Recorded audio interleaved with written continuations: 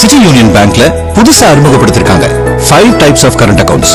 Start up, regular, silver, gold, platinum. City union bank.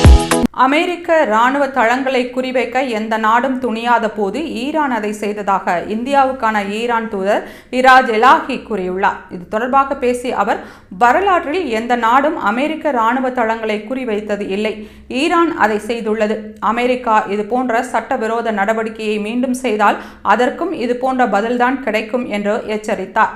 Israel பிரதமர் Netanyahu நம்பகமானவர் அல்ல என்று கூறிய அவர், ஈரானுக்கு எதிராக ராணுவ தாக்குதலை நெதன்யாகு தான் தொடங்கினார் என்றும், ஈரானில் உள்ள குடியிருப்பு பகுதிகள், ஆம்புலன்ஸ்கள், மருத்துவமனைகள் உள்ளிட்டவற்றை குறிவைத்து நெதன்யாகு தாக்கினார் என்றும் குற்றம் சாட்டினார்.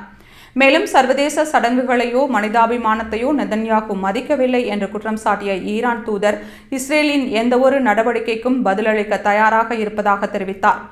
ஈரான் அணு ஆயுத தடை ஒப்பந்தத்தில் உறுப்பினராக உள்ளது. ஈரானிடம் எந்த அணு ஆயுதங்களும் இல்லை. பொய்யான காரணங்களை கூறி ஈரான் மீது இஸ்ரேல் தாக்குதல் நடத்தியது அபத்தமானது. இஸ்ரேலின் சக்தி வாய்ந்த வான் பாதுகாப்பு அமைப்புகளை மீறி ஈரானின் ஏவுகணைகள் இஸ்ரேலை கடுமையாக தாக்கின என்று இராஜ் எலாஹி கூறினார். இஸ்ரேல் ஈரான் இடையேயான போர் நிறுத்தப்பட்டதாக அமெரிக்க அதிபர் ட்ரம்ப் அறிவித்திருந்த நிலையில் அமெரிக்காவை சீண்டும் வகையில் இந்தியாவுக்கான ஈரான் தூதர் இவ்வாறு கூறியிருப்பது பரபரப்பை ஏற்படுத்தியுள்ளது.